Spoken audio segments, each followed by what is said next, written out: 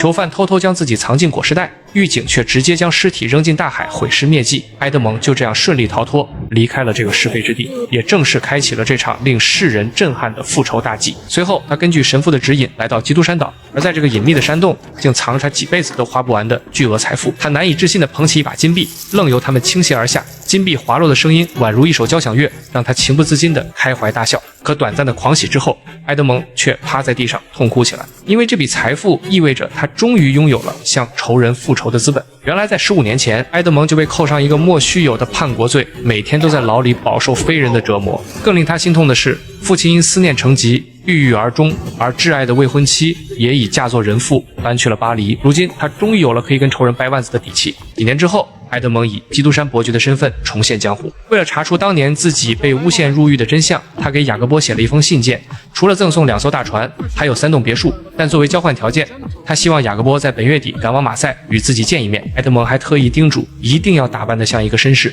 看到埃德蒙还为自己准备了一沓厚厚的钞票，雅各波瞬间乐开了花。很快他便焕然一新，在马赛的约定点见到了早已脱胎换骨的基督山伯爵。两人刚一坐下，雅各波就迫不及待地追问，怎么才短短几年就赚到了几辈子都花不完的钱？可埃德蒙并未多言，声称自己只是继承了一笔价值不菲的遗产。还不等雅各波缓过神来，埃德蒙就话锋一转，说需要他的帮助，接着就将自己含冤入狱15年的悲惨遭遇，以及他刚入狱的第2年就被外界宣称自尽身亡的诡异之事，一五一十地告诉了他。由于埃德蒙如今的身份敏感，他需要雅各波帮自己出面调查一些事情。When I do, I'm going to punish those people responsible. 雅各伯没有丝毫犹豫，当即就答应下来去警局打听情况。可万万没想到，当年将埃德蒙送进监狱的维尔福早已不在这里工作，而且已经高升当上了巴黎的首席检察官。至于警局档案室里的内容，因为他不识字，根本不知道卷宗写的是什么。无奈之下，埃德蒙只能铤而走险，亲自踏入警局。进入档案室后，他谎称自己是巴黎日报的记者，想要调取一个名叫埃德蒙泰斯的政治犯的资料，用作撰稿素材。可负责人听到这个名字后，却当场拒绝了他的请求。埃德蒙闻言没有过多纠缠，但故意丢出一句话 And Monsieur Villefort was wrong. Did you say Villefort? Yes. He told me you would go out of your way to help me, but it seems he was mistaken. I'm sorry about wasting your time. I'm mine.负责人一听到维尔福这个名字，态度立刻来了一个大反转。毕竟维尔福已经是巴黎的首席检察官，想到有巴结的机会，他自然不会错过。当即就把当年的档案交到了埃德蒙手中。眼看真相即将浮出水面，埃德蒙强压下内心的激动，赶紧找了一个理由把负责人支开，随后立刻拆开档案。当看到那封污蔑他是拿破仑党人的举报信时，埃德蒙瞬间明白了一切。显然写信之人就是陷害自己入狱的罪魁祸首。可奇怪的是，这封举报信的信纸竟然是来自卡德鲁斯酒馆。在埃德蒙的印象里，自己与这家酒馆的老板素无瓜葛，他为何要陷害自己？这让埃德蒙既愤怒又困惑。为了解开心中的疑问，埃德蒙将举报信收进了自己的皮包，又放了一张报纸回去，随后便带着雅各波来到卡德鲁斯酒馆。进去之前，他再次叮嘱雅各波掏出手枪，并且称他为基督山伯爵。可就在两人气势汹汹地冲进酒馆时，却发现酒馆早就换了主人。原来早在4年前，卡德鲁斯就将酒馆变卖给了其他人。 Where can I find him? I believe he bought a small inn on the road to Pont du Gard. 得到地址后，两人又马不停蹄地来到小客栈，并且一前一后堵住了门口。从门前的冷清景象和室内简陋的装修来看，卡德鲁斯过得并不好。也正因如此，他一时间并没有认出一身贵气的埃德蒙，以为只是来住店的普通旅客。埃德蒙见状，立刻拿出那封举报信，让他好好回想一下。可看到这封举报信，卡德鲁斯却是一脸茫然，似乎对这件事毫无印象。直到埃德蒙报出自己的名字，卡德鲁斯才瞬间意识到不对劲，转身就想逃跑。可雅各波早就堵住了后门，断了他的退路。 I beg you, please don't kill me. Sit there. 面对埃德蒙的质问，卡德鲁斯对着上帝发誓，声称这封举报信绝对不是自己写的，只是他迟迟不敢说出真正的写信之人，因为对方早就威胁过他，如果敢泄密，就会杀了他。 If you don't tell me, I'll kill you. My friend here will. Let's just kill him in a way. 左右权衡之下，卡德鲁斯再也不敢隐瞒。原来当年陷害埃德蒙入狱的一共有3个人，一个是和埃德蒙在同一条船上工作的会计唐格拉尔，一个是未婚妻苔丝的表哥费南德，还有一个就是当年负责审理他案件的检察官维尔福。而这件事情的起因还要从埃德蒙最后一次跑船说起。当时船上的老船长病危，眼看就要不行了，于是在临终前，他便把船长之位交给了船上最优秀最正直的水手埃德蒙也不管唐格拉尔有没有意见，就将他支了出去。紧接着，他又以私人的名义拜托埃德蒙帮自己做一件事儿，把这封密件送给巴黎的一位重要人物手中，并且再三叮嘱一定要早点送出去。可他们并不知道，谈话内容都被躲在门后的唐格拉尔偷偷听见。而埃德蒙也没想到，这封信件将会让他掉入无尽的深渊，因为老船长也没告诉他，这是一封拿破仑写给巴黎同党的求救信。在那个年代，支持拿破仑就相当于谋反，而一直对船长位置觊觎已久的唐格拉尔本身就对埃德蒙充满偏见，如今见埃德蒙抢走了自己梦寐以求的船长之位，更是怀恨在心。他联想到老船长在航海途中曾偷偷见过拿破仑，便断定这封密件一定藏有猫腻，而这正是扳倒埃德蒙的绝佳机会。另一边，回到家乡后的埃德蒙第一时间就来到了未婚妻苔丝家中，两人许久未见，相见后便紧紧相拥在一起，内心满是思念。可就在这时，苔丝的表哥费南德也走了过来。此时的费南德刚刚从军校毕业，已经当上了中尉。埃德蒙当即送上了自己最衷心的祝福，可他并不知道费南德一直深爱着自己的表妹苔丝。看着埃德蒙和苔丝甜蜜的模样，又得知两人很快就要结婚，费南德心中瞬间燃起了嫉妒的怒火，甚至咒骂埃德蒙，恨他没有死在大海上。回到镇上后，恰巧遇见了同样对埃德蒙充满恨意的唐格拉尔，两人一番密谋后，一个惊天阴谋悄然成型。他们当即来到卡德鲁斯的酒馆，一起写下了那封污蔑埃德蒙是拿破仑党人的举报信。当时卡德鲁斯恰好撞见，当即出声阻止。两人见状，便当着他的面将举报信扔进了火堆。可等卡德鲁斯离开后，费南德又偷偷从火堆捡起了信件。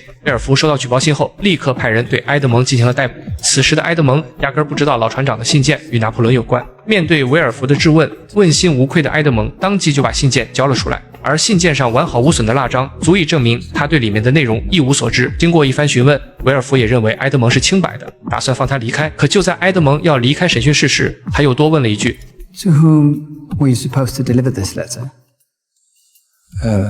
Monsieur Noirtier, Paris. 而这个答案却让威尔福临时改变了主意，因为这位努瓦迪埃先生正是威尔福的父亲。他知道父亲一直是拿破仑的拥护者，但如果让人知道父亲现在与拿破仑还有书信往来，不仅家人性命难保，就连自己的仕途也将毁之一旦。为了掩盖父亲的罪行，他直接将埃德蒙关进了暗无天日的伊夫堡监狱。甚至在埃德蒙的老板莫雷来警局打探消息时，维尔福还谎称埃德蒙已经在牢中畏罪自杀了。得知真相后，埃德蒙气得浑身发抖，大声呵斥卡德鲁斯，他当年为什么不阻止这场阴谋，让清白无辜的自己饱受摧残15年？卡德鲁斯满脸痛苦，他坦言这些年自己一直活在深深的愧疚之中，但他诚恳地告诉埃德蒙，当年在订婚现场曾试图阻止，却被费南德威胁。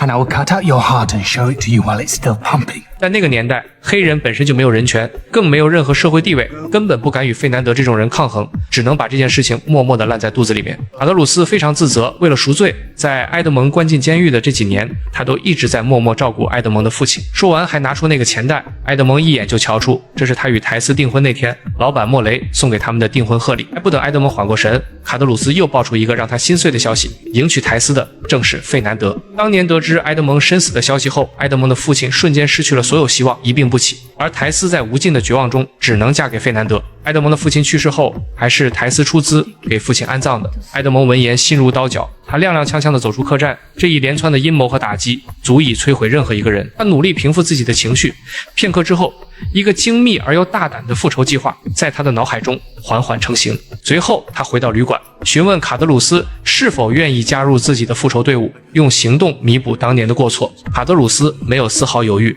当即答应下来。见对方态度诚恳，埃德蒙也不再计较之前的恩怨，决定给他一个赎罪的机会。可一番深聊后，却发现这3个仇人如今都混得风生水起，在各自领域都有着举足轻重的地位。唐格拉尔投身金融行业，成了一名顶级银行家；费南德不但迎娶了苔丝，还成为了伯爵大人；而维尔福更是一路晋升，坐稳了巴黎首席检察官的位置。3人如今都位高权重，势力庞大。尽管如此，埃德蒙却没有丝毫胆怯，毕竟有钱能使鬼推磨。凭借他在基督山岛得到的巨额财富，他完全有底气与3个仇人正面抗衡。随后，他给卡德鲁斯开出了每月5000法郎的工资，让他立刻前往巴黎，对这3个仇人展开秘密调查。How am I going to do this? By whatever means possible. Start off with libraries, newspaper archives, track each man's history. Find out about their children, their servants, homes, friends, wives, lovers. I want to know everything. especially their weaknesses. 埃德蒙要做的不仅仅是复仇，更是要让3个仇人身败名裂，永无翻身之日。交代完一切后，埃德蒙并没有立刻前往巴黎，而是先让雅各波前往他越狱后偷偷潜入的那户农户家，给了他们一大笔钱，作为当初偷走他们几套衣服的赔偿。看着手中厚厚的一沓现金，农户激动坏了，毕竟他们这辈子都没有见过这么多钱。紧接着，埃德蒙又从路人口中了解到莫雷正处于破产的绝境，当年他一直受对方照顾，如今恩人有难，他绝不会坐视不管。而此时的莫雷因为巨额债务已经压得喘不过气，绝望之下，他拿出手枪准备结束自己的一生。就在这时，他的女儿突然闯入办公室，这才打断了莫雷的自杀举动。他拿出一个钱袋，声称有一个陌生人要转交给他。莫雷好奇地打开钱袋，看到里面的东西时，整个人瞬间僵在了原地。里面除了一沓厚厚的钞票，还有他欠所有债主的债务收据。这也就意味着他的所有债务都已经被人还清了。